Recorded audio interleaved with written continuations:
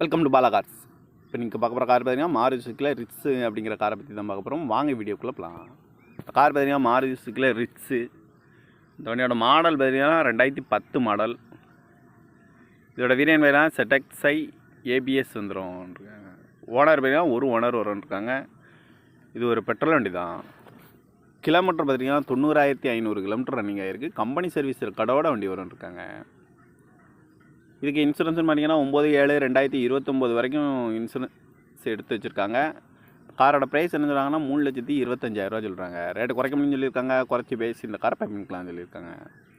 AC வந்துடும், power steering, power window, ABS வந்துடும், airbag, double airbag வந்துடும், அழகுவில் வந்துடும், ரிமோட் லாக் வந்துடும்.